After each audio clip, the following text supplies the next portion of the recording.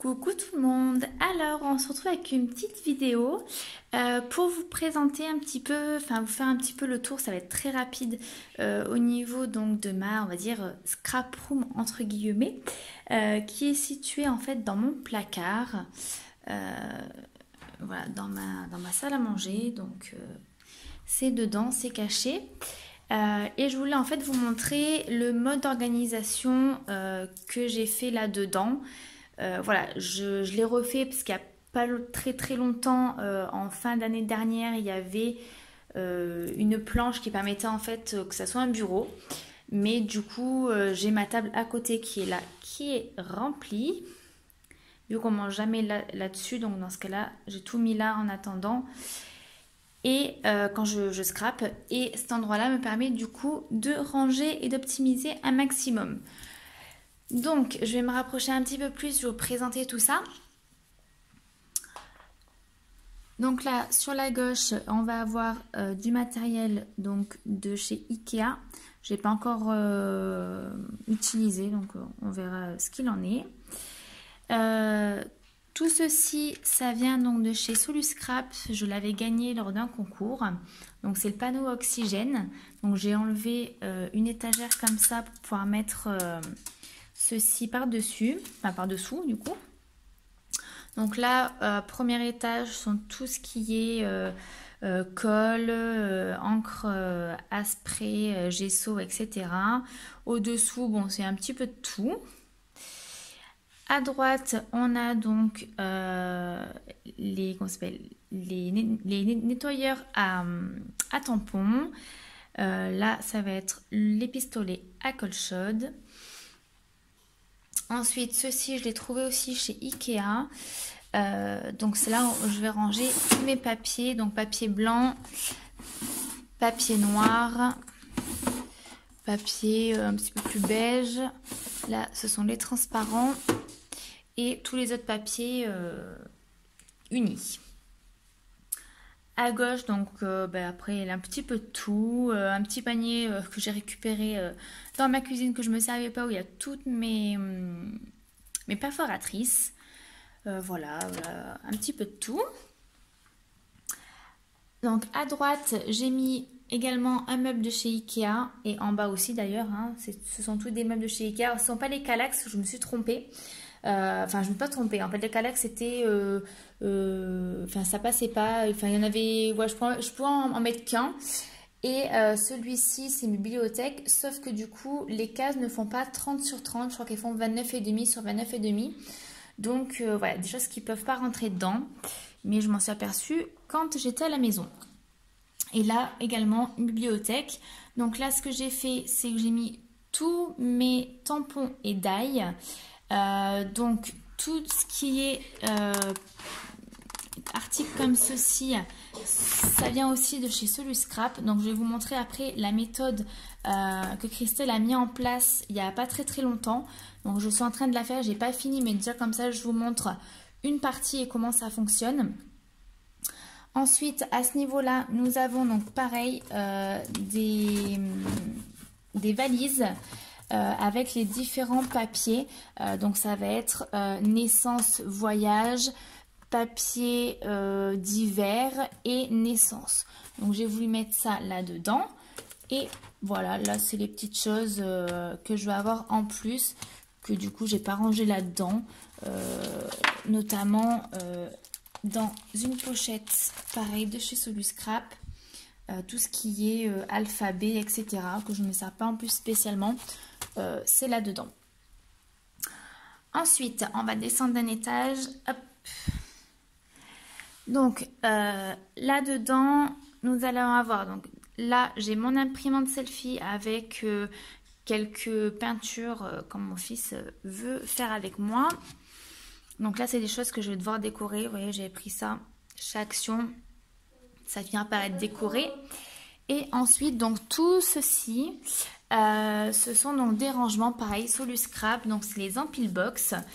Et c'est vrai que Christelle nous a donné une super astuce pour pouvoir donc écrire sur les boîtes Voilà, c'est mettre le papier à l'intérieur et du coup recopier pour que ça fasse de jolies écritures. Et comme ça, on sait ce qu'on a dedans parce que c'est vrai que j'avais tendance à chercher, savoir où était quoi. Voilà. Donc à gauche, tout, comme c'est marqué embellissement bois, bois Noël, vacances. Donc voilà, tout ce qui est à gauche, ça va être vraiment les embellissements bois. Là, ce sont encore des die que je n'ai pas mis dans les... Comment ça s'appelle ? Les clickbox de chez Soluscrap. Ensuite, plus bas, nous avons donc tout ce qui est mix média, tampon bois, feutre, Macropedile, mon gun. Ensuite, nous avons donc 2 paniers de rubans. Alors tout ça, j'ai pas pu le marquer parce que nous avons donc la séparation entre les deux. Mais ça va être tout ce qui est embellissement. Voilà, il y a un petit peu de tout. Donc après, j'ai plus qu'à chercher ce qu'il me faut.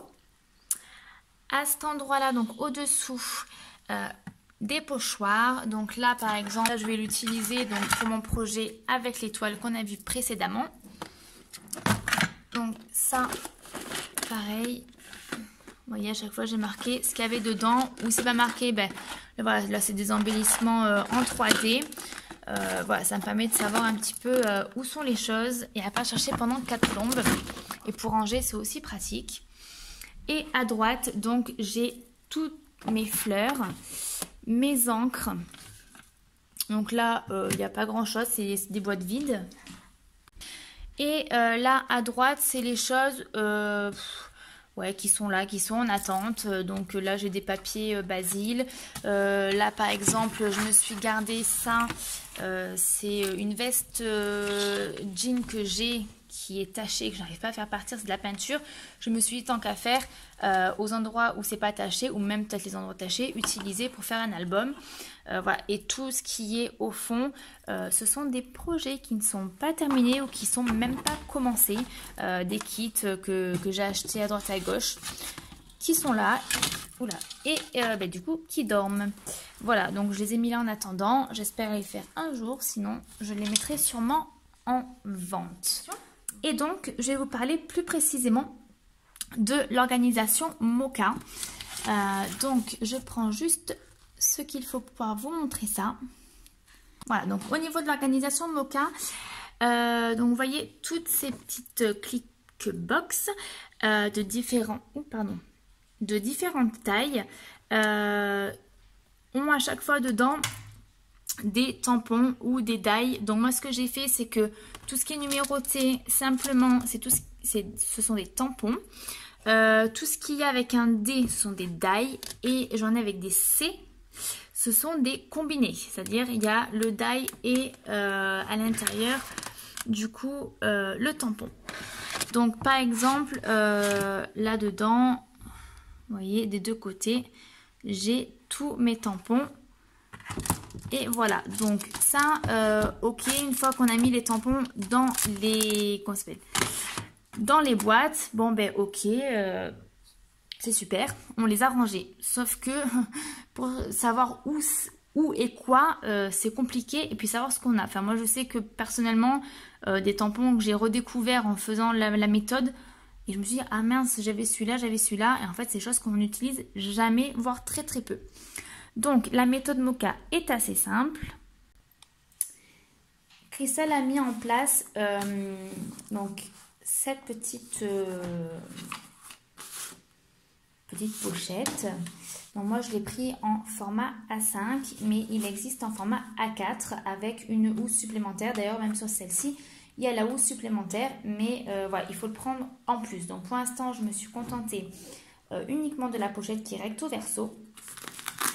Et en fait, là, on va venir tamponner soit sur du papier blanc, soit sur des feuilles transparentes, ou les deux, tous les tampons que nous avons. Donc, moi, j'ai pas fini, mais j'en ai déjà fait une bonne partie. Donc, par exemple, là, je vais avoir tous ces tampons-là. Et en haut à droite, ou n'importe où, vous marquez en fait le numéro de la box.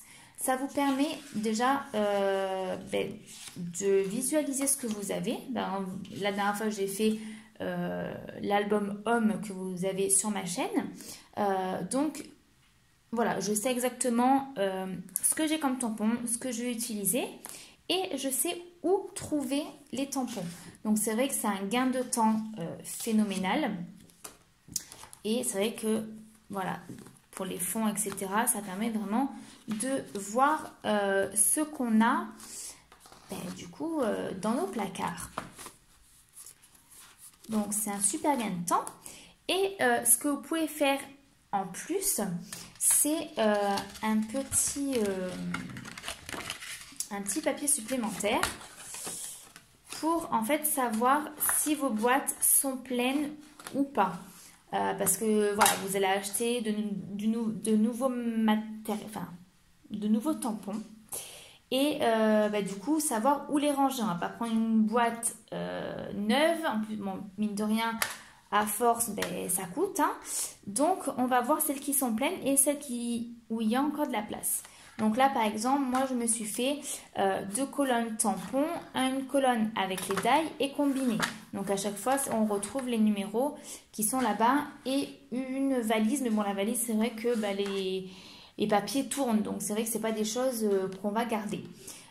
Et là, tout ce qui est avec la croix, ce sont des box qui sont pleines. Donc, je sais que dès que je vais acheter quelque chose, je n'aurai pas besoin de vérifier ces boîtes-là, vu que je sais qu'elles sont pleines. Après, les autres, il reste plus ou moins de place, mais ça, après, c'est à voir. Mais voilà, déjà, c'est un super gain de temps. Voilà, donc je voulais vraiment vous montrer ceci pour celles qui connaissent pas. Donc, c'est pas très très cher au niveau donc de cette pochette-là. Je vous mettrai de toute façon tout en barre d'infos. En plus, je crois qu'il y a un petit code voilà, de parrainage. Donc, si ça vous intéresse, tant qu'à faire, autant l'utiliser pour avoir des petites choses en moins. Puis, je sais qu'en ce moment, je crois qu'elle fait des petits cadeaux en fonction de la valeur de votre commande. Voilà. Donc, j'espère que cette petite vidéo de présentation on va dire coin scrap, parce que c'est pas une scrap room, coin scrap et l'organisation donc de rangement vous aura plu. N'hésitez pas à me laisser un petit commentaire et puis on se retrouve très rapidement pour une vidéo tuto album naissance que je suis en train de faire qui sera postée un peu plus tard. Je vous fais de gros bisous.